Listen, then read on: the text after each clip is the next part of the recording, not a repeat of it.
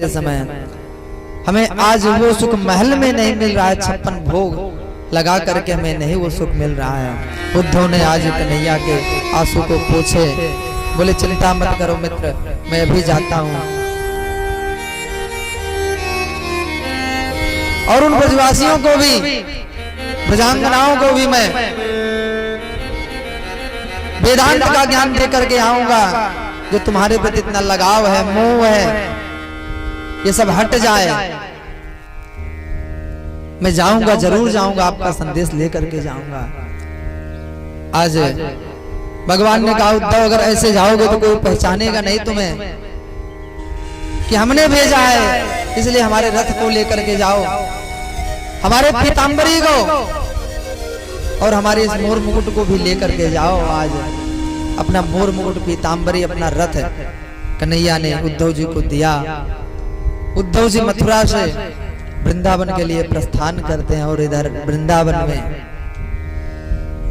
ब्रजवासियों की ऐसी स्थिति, नन्हे नन्हे ग्वाल बाल जिस रास्ते से कन्हैया हमारे गए थे उसी रास्ते पर जैसे प्रातः काल होते आकर के खड़े हो जाते हैं और शाम तक वह इंतजार करते रहते हैं, खड़े रहते हैं, क्योंकि कन्हैया बोल के गया है परसों आगमिष्यामि, परसों आ जाऊंगा। आज कन्हैया जरूर आ रहा होगा, आज कन्हैया जरूर आ रहा होगा, ऐसा विश्वास था भगवान के वचनों पर। लेकिन प्रतिदिन यही दिनचर्या, लेकिन भगवान वापस लौट के नहीं गए।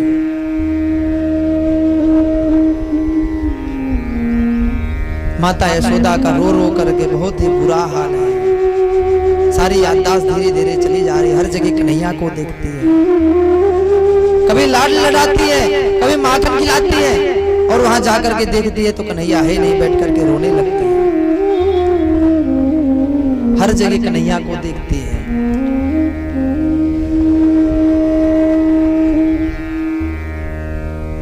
राधा रानी की ऐसी स्थिति देख करके गोपियां उनसे पूछती हैं,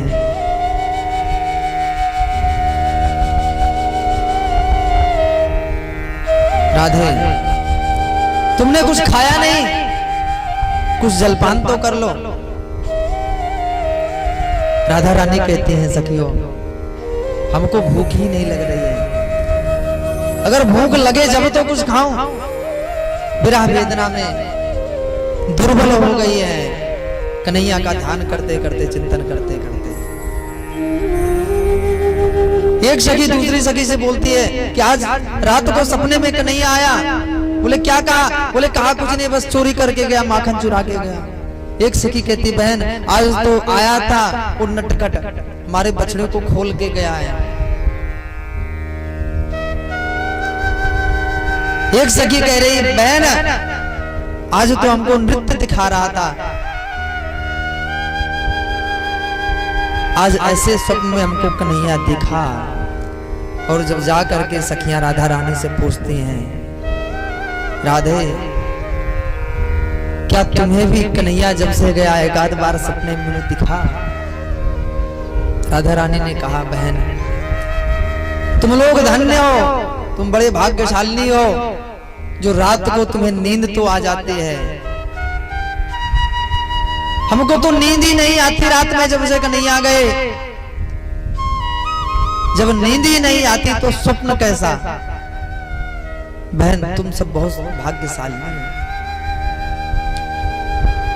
स्वप्ने पश्यन्ति कांतम धन्यास्ता व्रजयोषिता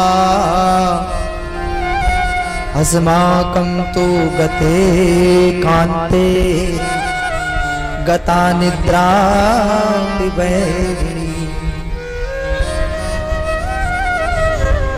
निद्रा हमारी बैरी हो गई, हमसे बैर कर लिया जब से हमारे पास ही नहीं आई, हमको तो नींद ही नहीं आई, तो हम क्या स्वप्न में देखेंगे।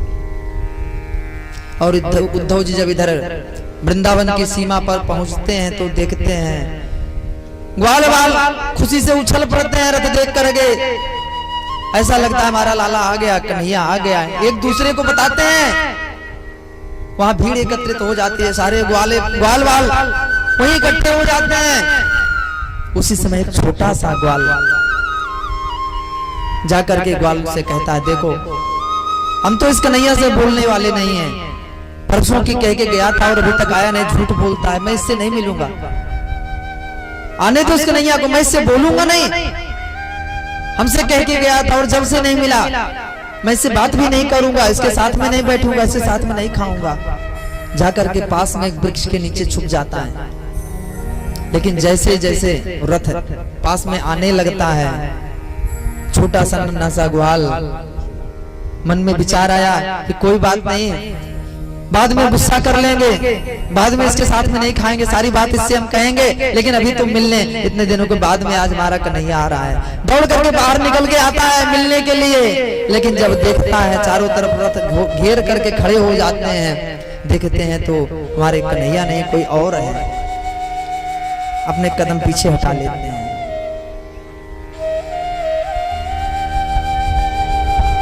उद्धव जी ने कहा, भैया हमको नंद बाबा के यहाँ पे जाना है, माता यशोदा के पास में जाना है, किधर से जाएं? ग्वाल वालों ने कहा, भैया क्या तुमको हमारे कन्हैया ने भेजा है? उद्धव ने कहा, हाँ तुम्हारे मित्र ने हमको भेजा है। बोले ठीक है, जाओ इधर से सामने चले जाओ, ये जो जल की नदियां दिख रही है, इसी नदियां का सहारा लेते हुए चले जाना। जहां से निकल रही है, जहां से इसका उद्गम स्थल है, वही नंद बाबा का महल है, वहीं पर यशोदा मैया तुमको मिलेंगे। भगवान के विरह में माता यशोदा गोपियां इतना रोई, वहां से एक नदियां निकल पड़ी। आज उद्धव जी महाराज पहुंचते हैं नंद महल में, माता यशोदा को नंद बाबा को प्रणाम करते हैं, कुशल समाचार हुआ।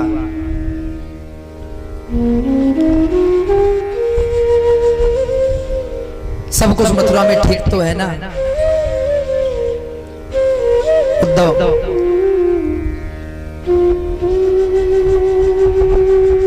अब तो कंस मारा गया, अत्याचार कम हो गया, अब तो मथुरा की प्रजा सुखी होगी, अब तो कोई कष्ट नहीं है ना वहां की प्रजा को। राजा उग्रसेन अब तो आनंद पूर्वक राज्य कर रहे हैं ना। जब सबका कुशल समाचार पूछा तो बाद में नंद बाबा ने पूछा, उद्धव क्या कन्हैया कभी हम लोगों को भी याद करता है? क्या अपने माता यशोदा नंद बाबा के बारे में भी कुछ कहता है? उद्धव ने कहा, बाबा बहुत याद करता है। कन्हैया कहता है कि नंद बाबा के बिना हम रह ही नहीं सकते हैं। माता यशोदा की बहुत याद आती है, इसीलिए तो हमको भेजा है कन्हैया ने। अभी वो आ नहीं सकता, हमको आपका संदेश लेकर के भेजा है, कुशल समाचार लेने के लिए भेजा है। माता यशोदा के पास में पहुंचे उद्धव, बोले मैया कन्हैया ने हमको भेजा है। और जैसे ही कहा हमको कन्हैया ने भेजा है, मैया यशोदा ने कहा शांत हो जाओ, जोर से नहीं आराम से बोलो। अभी अभी हमने पालने में कन्हैया को खिला करके माखन रोटी, अभी स्नान करा के श्रृंगार करके अभी हमने पलने में पढ़ाया है। अभी धीरे से बोलो नहीं जग जाएगा। ऐसी स्थिति देख करके उद्धव को बहुत आश्चर्य हुआ।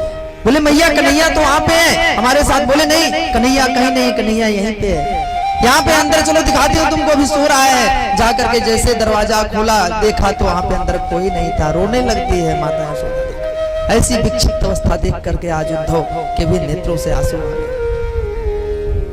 बोले वास्तव में हम जितना सुने थे समझ रहे थे उससे कई गुना अधिक है। ये सब ब्रजवासी नंद बाबा माता यशोदा के सहित में हमारे कन्हैया को ही याद करते रहते हैं।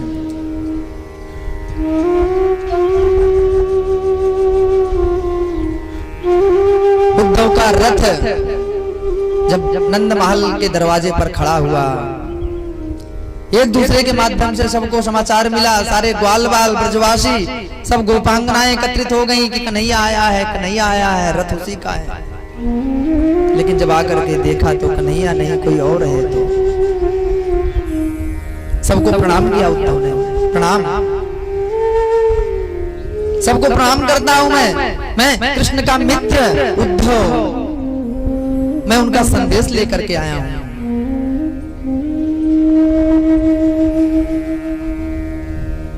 कुशल समाचार हुआ। उद्धव ने ठाकुर जी के बारे में सब बताया। उसके बाद में राधा रानी से मिलने की इच्छा प्रकट की कि हमको राधा रानी से मिलना है। आज जैसे ही गोपियां निकुंज वन में राधा रानी के पास में उद्धव को लेकर के जाती हैं, क्या देखती हैं? राधा रानी बहुत ही विरहावस्था में, कुछ श्रृंगार नहीं है, ऐसे ही अश्रु प्रवाहित करते हुए सब सुध बुध खो करके बैठी है राधा रानी। जाकर के वहीं पास में खड़े हो जाते हैं। सारी गोपियां एकत्रित हो जाती हैं और उसी समय बगीचे में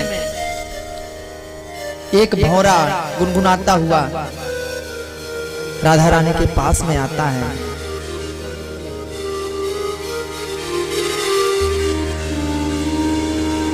बहुत सुंदर। सुखदेव जी कहते हैं राजन, यहां भ्रमर गीत के माध्यम से गोपियां उद्धव को ज्ञान दे रही हैं। जैसे गुनगुनाता हुआ भ्रमर राधा रानी के चरणों में आया, कह दिया, अरे भौरे तू तो कपटी है, तू काला है, यहाँ क्या करने आया है? तू तो स्वार्थी है, चला जा यहाँ से, हमारे आंखों के सामने तू मत पड़।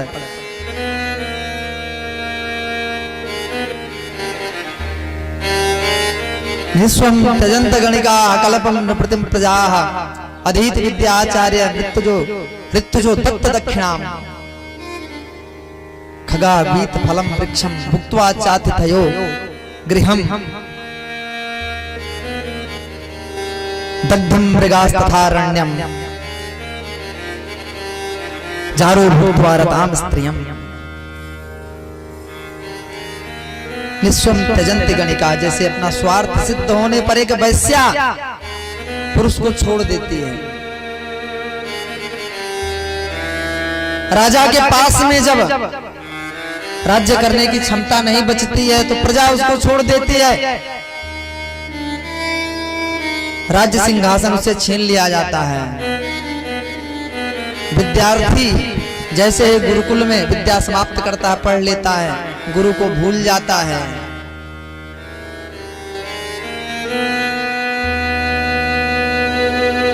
और कोई अतिथि किसी के यहाँ पर भोजन करके दक्षिणा लेने के बाद में उस घर को छोड़ देता है, उससे कोई मतलब नहीं रखता है। जंगल में आग लग जाती है, सारे जीव जंतु जंगल को छोड़ देते हैं। सूखे हुए तालाब को सारे पक्षी वहां से छोड़कर चले जाते हैं। ठीक इसी प्रकार से भौरा तू बहुत स्वार्थी है, कपटी है। पुष्प के पराग को लेकर के जितना रस था उसको लेकर के तो उस फूल को छोड़ देता है, तो स्वार्थी है, चला जा यहाँ से। उसी कपटी का जैसे कृष्ण हमको छोड़ करके चला गया, उसी तरह से तू भी उसी का मित्र है, कपटी है, यहाँ से तू चला जा, मैं तेरी कुछ नहीं सुनने वाली हूँ।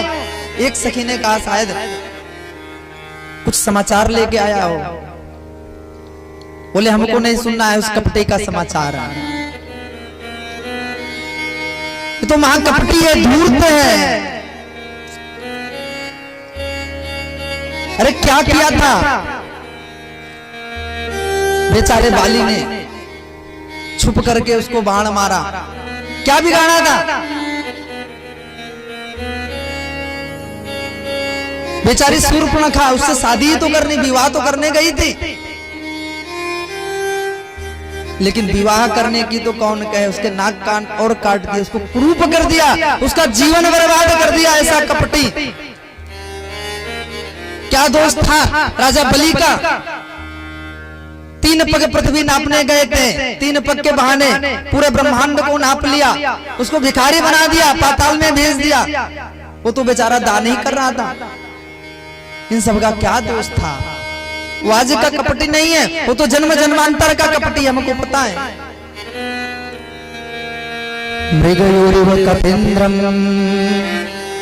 विभ्रते लुब्ध धर्मा स्त्रियमगितभिरूपा स्त्रीजितः कामयाना बलिमपि बले मत्वा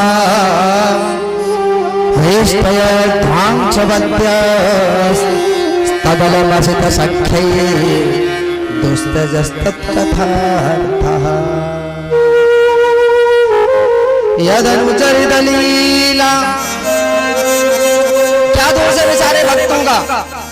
इसकी भक्ति करते हैं, उसका नाम जप करते हैं, घर परिवार छुड़ा देता है, सबसे मोह छुड़ा देता है, भिखारी बना देता है, दर दर भटकते हैं। वो तो बेचारे उससे मिलने जाते हैं, लेकिन ये तो घर परिवार सबसे अलग कर देता है। ये तो महाकपटी है।